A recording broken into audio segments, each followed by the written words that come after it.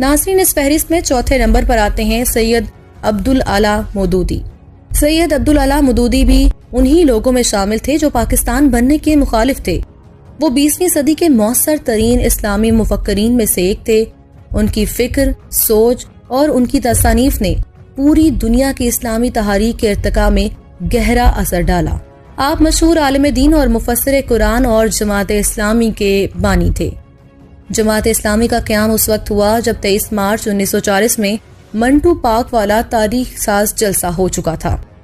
پورے ہندوستان میں پاکستان کے حق میں نعرے بلند ہو رہے تھے۔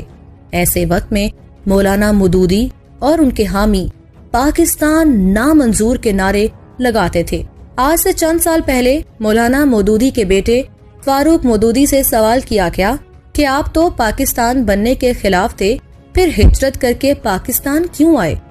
تو ان کا کہنا تھا کہ ہم کبھی بھی پاکستان آنا نہیں چاہتے تھے، لیکن اس وقت حالات ایسے بنا دیے گئے کہ ہمیں مجبوری میں یہاں آنا پڑا۔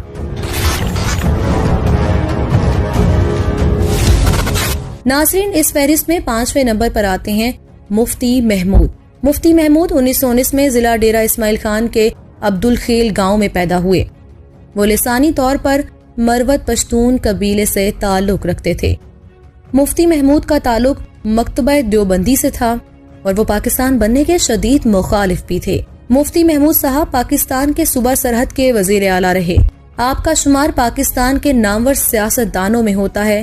آپ جمعیت علماء اسلام کے قائد اور مولانا فضل الرحمان کے والد ہیں۔ آپ انڈین نیشنل کانگریس کے سرگرم رکن تھے، لیکن بعد میں مسلمانوں کی اپنی جماعت جمعیت علماء اسلام میں شمولیت اختیار کی اور سال 1940 میں ہندوستان کی آزادی کی تحریک میں شامل رہے، لیکن وہ کبھی بھی پاکستان کی حمایت میں نہ تھے۔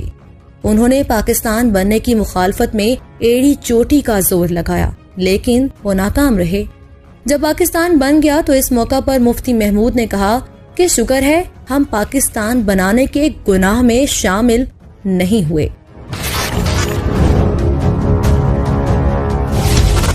ناظرین، اس فہرست میں آگے بڑھتے ہوئے 6 نمبر پر جو نام آتا ہے وہ نام ہے نوابزادہ نصر اللہ خان۔ بابا جمہوریت اور اپوزیشن سیاست کے سرکردہ لیڈر نوابزادہ نصر اللہ خان کے بارے میں بہت کم لوگ جانتے ہیں کہ وہ بھی پاکستان بننے کے مخالف تھے۔ جب تحریک پاکستان زور و شور سے چل رہی تھی، ان دنوں نوابزادہ نصر اللہ خان نوجوان تھے۔ مظفر گڑھ سے تقریباً 20 کلومیٹر دور خان گڑھ کے علاقے میں نوابزادہ کا آبائی گھر اور زرعی زمین واقع ہے۔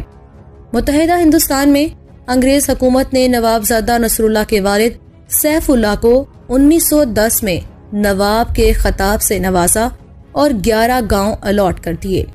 نوابزادہ نصر اللہ خان نے اپنی خاندانی روایات سے انحراف کرتے ہوئے حکومت سے تعاون کی بجائے اقتدار کی مخالفت کی سیاست کا آغاز کیا اور اپنے خاندان کے بزرگوں کے برعکس حکمران جماعت یونینسٹ پارٹی میں شامل ہونے کی بجائے مسلمانوں کی شدت پسند جماعت مجلس احرار میں شمولیت اختیار کر لی۔